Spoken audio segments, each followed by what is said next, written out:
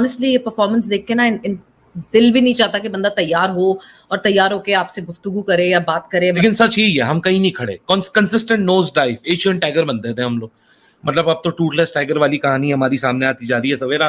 This is a very poor performance, very poor performance. किस तरह से मारा है, किस तरह से धोया है, किस तरह से पीटा है। मतलब यार आप एक वर्ल्ड क्लास क्रिकेट टीम है, आप मतलब टॉप 8 to 10 नेशंस में स्टैंड करते हैं विमेंस क्रिकेट। बहुत बहुत मुबारक हो इंडिया को। बैड न्यूज फॉर अस, और इंडिया बहुत अच्छी खेला है, बहुत अच्छी टीम है, तगड़ी टीम है, और उन्होंने ये साबित करके दिखाया है कि किसी भी टीम को पकड़ सकते हैं। और यार क्या हमारे नसीबों में हार ही रह गई है यार, हम कब जीतेंगे? मुझे तो ये अफसोस होना शुरू हो गया कि मतलब आप अंदाजा लगा लो, हमारी जो लड़कियां ना उनको भी पकड़ के पेल दिया इंडिया की लड़कियों ने। मतलब ये कर क्या रही है हमारी लड़कियां? मतलब इनको छुड़वाओ, क्रिकेट ही आ रही है, बेइज्जती हो रही है हर जगह पे पाकिस्तान की। कब तक पाकिस्तान ऐसे ही वर्ल्ड कप के अंदर भारत से हारता रहेगा? आखिर कब तक? सवाल यही है कि अब तो हद ही होके रह गई है, चाहे मेंस हो चाहे वुमेन्स हो, इंडिया के हाथों हार कंफर्म है। All the best. एक रिकॉर्ड मैं कल पढ़ रही थी कि इंडियन टीम ने वुमेन की स्पेशली एक रिकॉर्ड बिल्ड कर दिया। तो क्या क्या अचीव नहीं कर रहा इंडिया? शर्म आनी चाहिए यार। कोई मतलब गैरत के कोई कैप्सूल अगर मिलते हो तो इन लोगों को खिला दो यार। ऑस्ट्रेलिया चले गए, इंग्लैंड चले गए, आराम से टूर मार के आते हैं, और कभी मैंने इनको जीतते भी नहीं देखा। आज तक जीते नहीं वुमेन से, तो हमें जिंदगी में कुछ मिला ही नहीं है ना, यकीन माने कि ये इतनी गंदी उनका। आप कोई प्लान तो रखो यार, आप कोई तरीका तो निकालो आउट करने का, कोई कुछ तो हो आपके सामने। कुछ भी नहीं था, totally clueless, and I was so disappointed to see the way. और फिर दूसरा एक वैसी डिसअपॉइंटमेंट ये थी कि पता नहीं यार क्या, इतने अरसे से आप खेल रहे हैं, बड़े बड़े इवेंट्स में भी जा रहे हैं, बड़ी टीम्स के साथ खेलने का एक्सपोजर भी है, लेकिन परफॉर्म नहीं। This is a very poor performance, very poor performance. तो कोई ऐसी अनप्लेबल डिलीवरीज होती ना, समझ आता। आप अवेयरनेस, लैक ऑफ अवेयरनेस, ना बैटिंग करने की अवेयरनेस, ना फील्ड को पिक करने की अवेयरनेस, ना शॉट को प्लेस करने की अवेयरनेस। बस आग बंद करो, बल्ले घुमाए जाओ, आग बंद करो, बल्ले घुमाए जाओ। हम लोग क्या कर रहे हैं? हम इल्जामात दर इल्जामात, रोना दर रोना, हर सेशन में आ रहे हैं, रो रहे हैं, हर सेशन में आके अपने कपड़े उतार रहे हैं, हर सेशन में आके अपने पेट टंगे कर रहे हैं।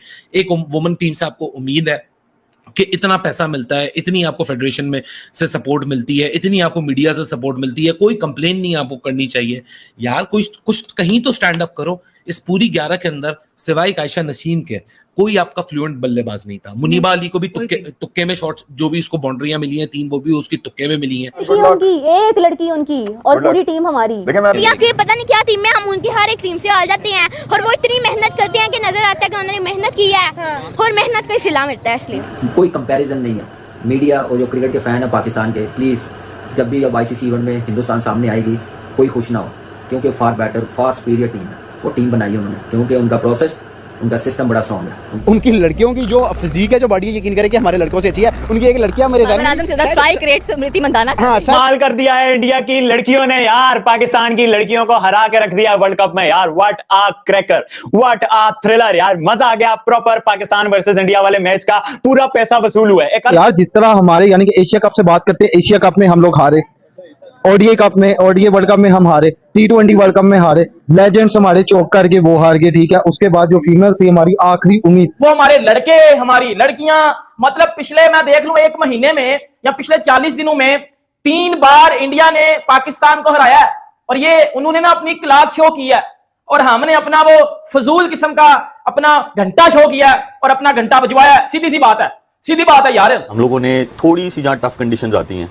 तो हम लोग जो है फारिग हो जाते हैं बैटिंग में। जहाँ पे थोड़ा सा स्पिन हो, जहाँ पे थोड़ा सा बॉल हिले, हम लोग जो है हाथ पैर हमारे फूल जाते हैं। मैं ये नहीं कह रहा कि सिर्फ ये जो आज की टीम खेली है, लेकिन मसला है पाकिस्तान का बैटिंग का। बैटिंग में आपको पता है कि वो काफी ज्यादा नाकिस परफॉर्मेंस दिखाती हैं, तो जिसकी बदौलत वो अक्सर हार ही रही होती हैं। तो बैटिंग जब तक अच्छी नहीं होगी तो फिर बात नहीं बनेगी।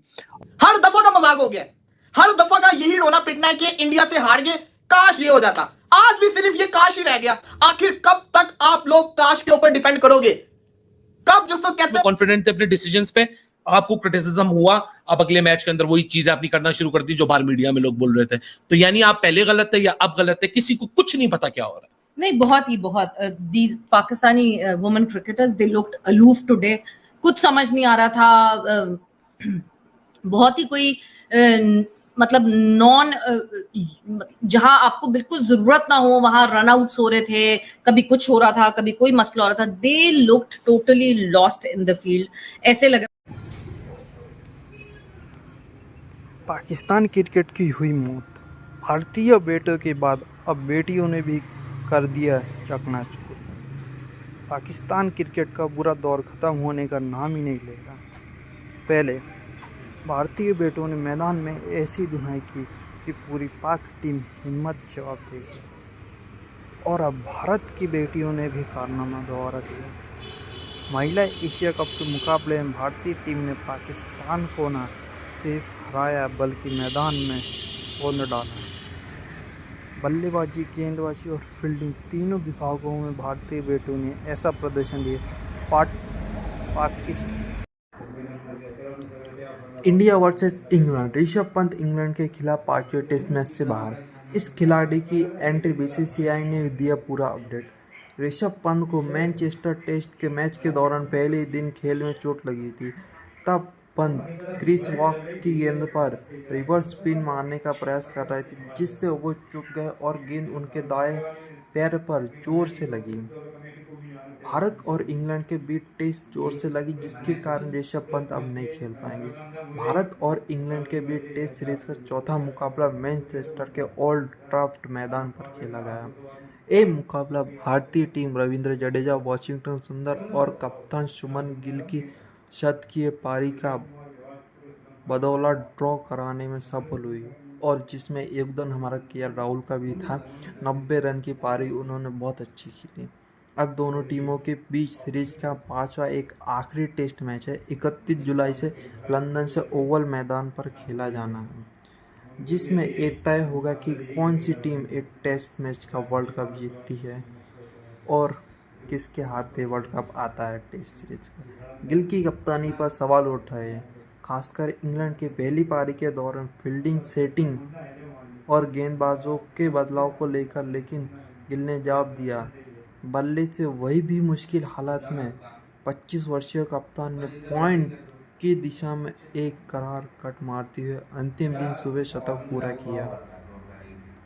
शतक पूरा करने के बाद बता दिया कि कप्तान हो या कोई भी हो, जब बात अपने देश पर आती है तो कप्तान कभी पीछे नहीं हट सकता। भारत इंग्लैंड के बीच मैनचेस्टर में खेला जा रहे चौथे टेस्ट में शुभमन गिल ने इतिहास रच दिया। आसमान में छाए भारी बादलों के आलोचनाओं के बीच शुभमन गिल ने अपने करियर का सबसे आसान पारी खेले। इस टेस्ट मैच की दूसरी पारी में जब गिल क्रीज पर आए तब भारत की हालत बेहद खराब थी। पहले ही ओवर में दोनों सलामी बल्लेबाज आउट होकर पवेलियन लौट चुके थे। स्कोर 0 पर 2 विकेट। ये भी अच्छा बात है, 0 पर 2 विकेट। जिसके बाद शुभमन गिल और केएल राहुल आए, उन्होंने ये पारी संभाली। पारी संभालने के बाद फिर इन्होंने पूरा एक दिन लिया। सेकंड इनिंग में वाशिंगटन सुंदर और रविंद्र जडेजा ने बहुत अच्छा मुकाबला खेला। उस मैच को इतना अच्छा खेला कि ड्रॉ कर दिया। इसको कहते हैं भाई बल्लेबाजी।